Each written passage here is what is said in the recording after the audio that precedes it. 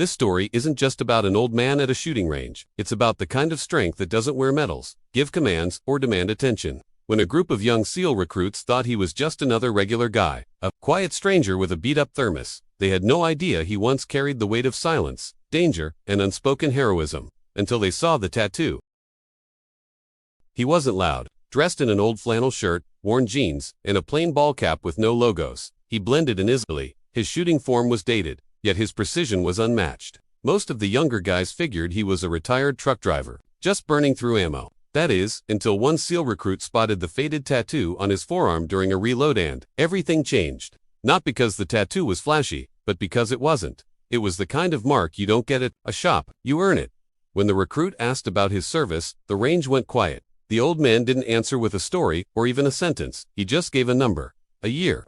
And in that silence, every laugh and every assumption vanished.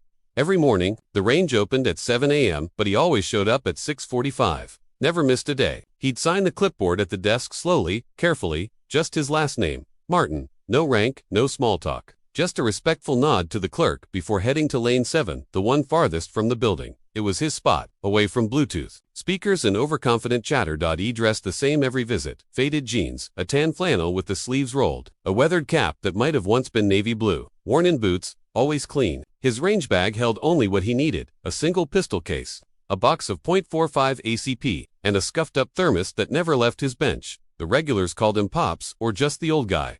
Half of them joked about his simple setup: one target, 30 rounds, always gone before the hour. But the staff noticed the difference. He moved with quiet purpose, eyes scanning the surroundings with trained precision, not watching the paper target, but something beyond it, like he was judging wind that didn't exist. He never flinched, never wasted a shot, and never bothered picking up his brass.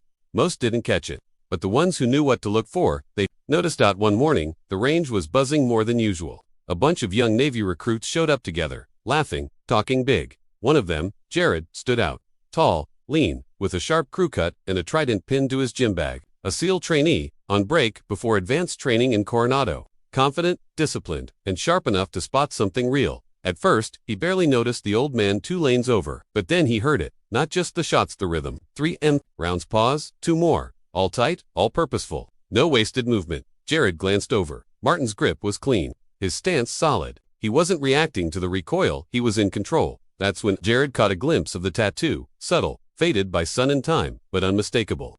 2 digits and an insignia that stopped Jared mid-breath. That wasn't body art. That was history. Ink from a time when tattoos weren't bought, they were earned. Jared watched a little longer. The grouping on Martin's target was surgical. Curiosity overcame caution.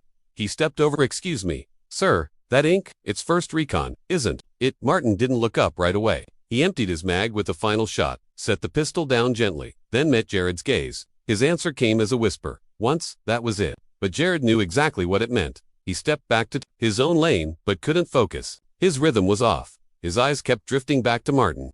Every move the man made had intent. When he reloaded, it was quiet, efficient. Mag and slide check, breathe fire. His friends hadn't noticed anything. Still joking, still loud. One of them, Petty, chuckled. That old guy's holding his own, huh? Jared didn't answer, because he'd seen that kind of skill before from instructors. The kind who didn't need to raise their voices. The kind you respected without needing to be told. 15 minutes later, Martin finished his last round. Not a single shot outside the inner circle. He pulled a rag from his bag and began cleaning his pistol right there. Calm, unrushed. Jared walked over again. Sir, if you don't mind me asking, when did you serve? Martin didn't respond immediately. He gleaned, checked the slide, locked it open, and finally looked up. 66 to 74. Raycon, Southeast Asia. Jared's pulse quickened. That matched exactly what he suspected. The ink wasn't for show. That was Marine First Recon, Black Ops. No records. The kind of missions where names never made it home. Laos. Jared asked. Martin gave a small nod. Among other places. Even the ambient noise of the range seemed to pull back, as if the space around lane 7 had grown quiet. A few guys noticed the shift, the posture, the silence. Did you ever train? With SEALs? Jared asked. Martin gave a faint smile. We all did a bit of everything back then. You swam, you survived. Or you didn't. Jared smiled back. My CO told us about an op in 71. Deep recovery. The lead pulled out 2 guys while wounded under fire. Was classified for years. Martin didn't blink. A lot of things were classified for years.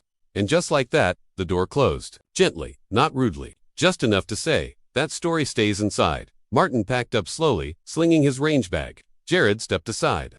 Other shooters watched now with silent respect. Something about how the young SEAL recruit carried himself around.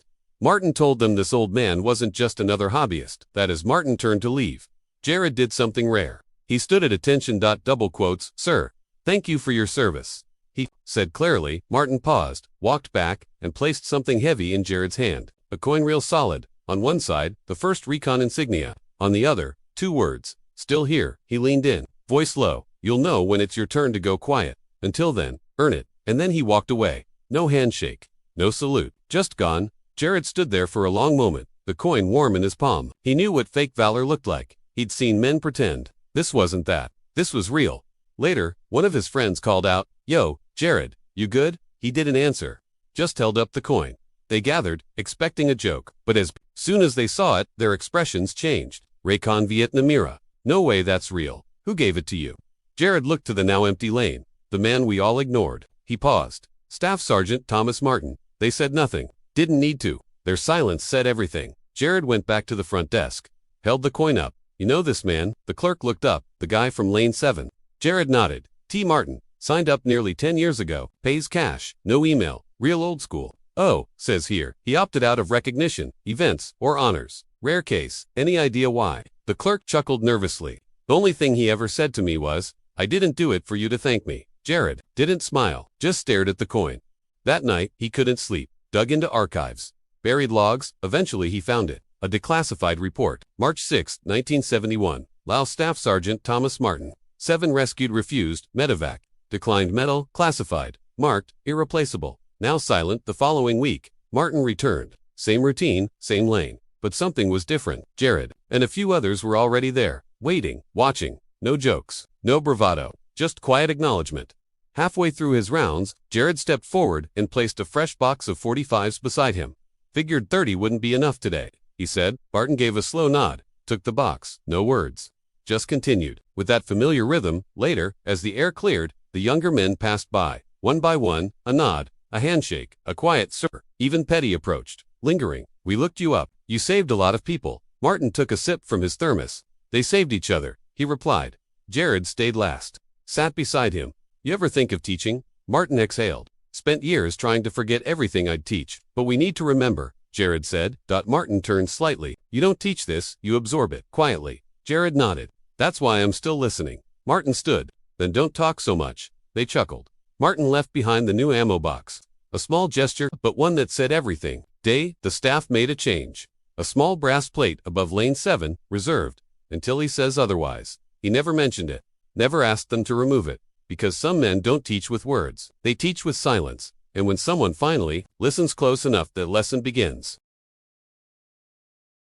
Today we were reminded that true strength doesn't shout. It stands quietly, patiently, waiting for those who have the eyes to see and the heart to understand. Respect is earned through actions, not noise. What would you have done if you were in Jared's place? Let us know in the comments.